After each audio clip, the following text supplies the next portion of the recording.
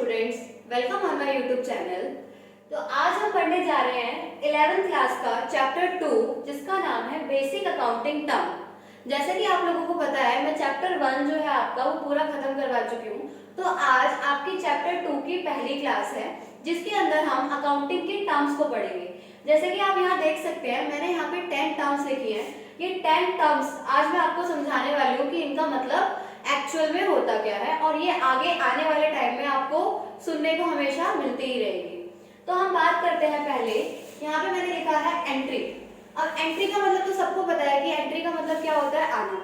अब जब भी एक बिजनेस के अंदर ट्रांजैक्शंस को, यानी कि ट्रांजैक्शंस क्या होती है, जब आप लेन देन करते हो, सेल करते हो, परचेज करते हो, किसी भी तरीके की ट्रांजैक्शंस को जब बुक्स ऑफ अकाउंट में रिकॉर्ड करते हो, एंट्री करते हो, उसे हम क्या बोलते हैं, entry. Entry is very simple word. दूसरा वर्ड क्या है, बिजनेस ट्रांजैक्शंस। अब यहाँ पे ट्रांजैक्शन का मतलब यही है कि आप जो भी बिजनेस के अंदर ट्रांजैक्शंस करते हो वो क्या होती है, बिजनेस ट्रांजैक्शंस। फॉर एग्जांपल आपने एक कार परचेज करी 1 लाख रुपीस की, ठीक है, तो इसकी जो एंट्री होगी इसे हम क्या बोलेंगे, ट्रांजैक्शंस। ये जो आपने ट्रांजैक्शंस करी है ये बिजनेस ट्रांजैक्शंस होती है। इसके अलावा और भी ट्रांजैक्शन हो सकती है, जैसे आपने मशीन खरीदी या कोई सामान बेचा, और भी बहुत सारे तरीके की ट्रांजैक्शंस होती है जिसे हम बिजनेस ट्रांजैक्शंस कहते हैं। उसके बाद आप यहाँ देख सकते हैं कि यहाँ पे वर्ड लिखा है एक्सपेंस। अब मैं आपको ये बताती हूँ कि ये एक्सपेंस क्या होता है। एक्सपेंस का मतलब जो भी आपके बिजनेस में खर्चे हो रहे हैं वो सारे किसके अंदर आते हैं, एक्सपेंस के अंदर। और जो एक्सपेंस होते हैं दो टाइप के होते हैं, एक होता है प्रीपेड एक्सपेंस और एक होता है आउटस्टैंडिंग एक्सपेंस। अब मैं आपको बताती हूँ प्रीपेड एक्सपेंस क्या होता है। एक एग्जांपल ले सकते हैं हम, सपोज एक रेंट हो गया। अगर आपने रेंट एडवांस में पे कर दिया है, 1 महीने का रेंट अगर आपने एडवांस में पे कर दिया तो वो आपका प्रीपेड एक्सपेंस हो जाएगा। और इफ आपका 1 मंथ जा चुका है और अभी तक आपने रेंट पे नहीं किया तो रेंट आप समझ सकते हो कि रेंट आपका एक्सपेंस है जो आपको पे करना है, लेकिन अभी तक आपने पे नहीं किया तो वो आपका किसके अंदर आएगा, आउटस्टैंडिंग एक्सपेंस के अंदर आएगा। तो एक प्रीपेड एक्सपेंस होता है और एक आउटस्टैंडिंग एक्सपेंस होता है। प्रीपेड मतलब जिसको आप एडवांस में पे कर देते हो, प्रीपेड मतलब प्रीपेड का मतलब एडवांस होता है, और आउटस्टैंडिंग का मतलब अभी जो एक्रू है, आपको अभी पे करना है, पे करना बाकी है, उसे हम क्या बोलते हैं, आउटस्टैंडिंग। तो एक्सपेंस कितने टाइप्स के होते हैं, 2 टाइप्स के। यहाँ पे हम बात करते हैं कॉस्ट की, जो आपका 4th पॉइंट है। तो कॉस्ट होती है जो भी आपको गुड्स क्या होते हैं, गुड्स आप वो होते हैं जिसके अंदर आप व्यापार कर रहे हो।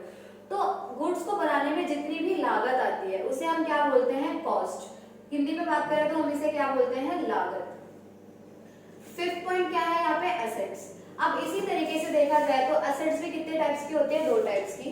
एक होती है नॉन करंट एसेट और एक होती है करंट एसेट। इसको हम 2 भागों में बांटते हैं। जो लंबे समय तक चलती है उसे हम क्या बोलते हैं, नॉन करंट एसेट, और जिसका ज्यादा लॉन्ग पीरियड नहीं होता उसे हम क्या बोलते हैं, करंट एसेट। अब इसी तरीके से लायबिलिटी।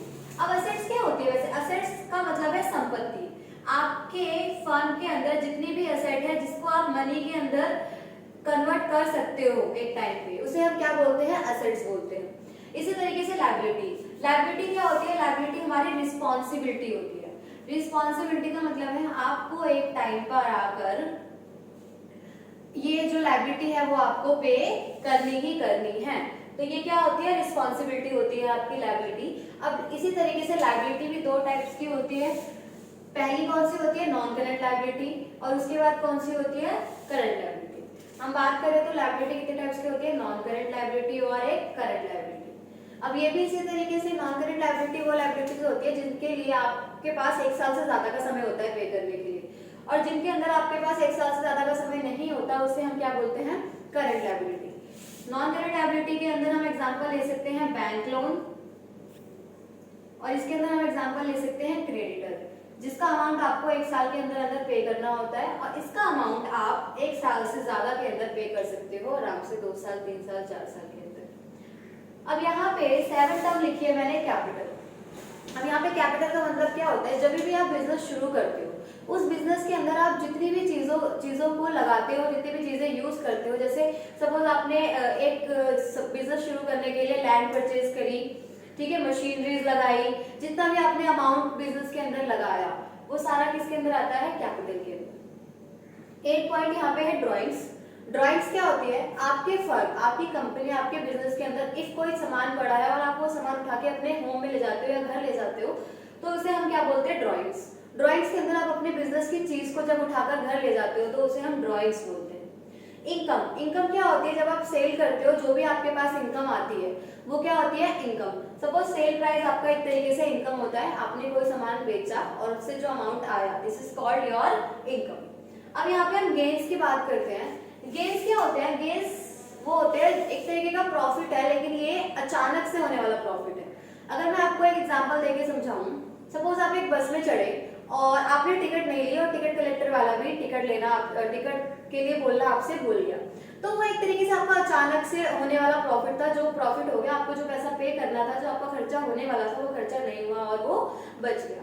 तो इसी तरीके से ये क्या होता है, कुछ ऐसी चीजें होती है जो अचानक से हो जाती है जिससे आपको फायदा मिलता है, वो क्या होते हैं? गेन्स होते हैं। तो ये हमारी 10 बेसिक अकाउंटिंग टर्म्स थी। होप आपको ये सारी अकाउंटिंग टर्म्स अच्छे से समझ आ गई होंगी। नेक्स्ट क्लास में मैं आपको इसके आगे और भी बहुत सारे टर्म्स हैं जिसके बारे में आपको जानना है अभी, तो उन्हें मैं अगली क्लास में आपको समझाऊंगी।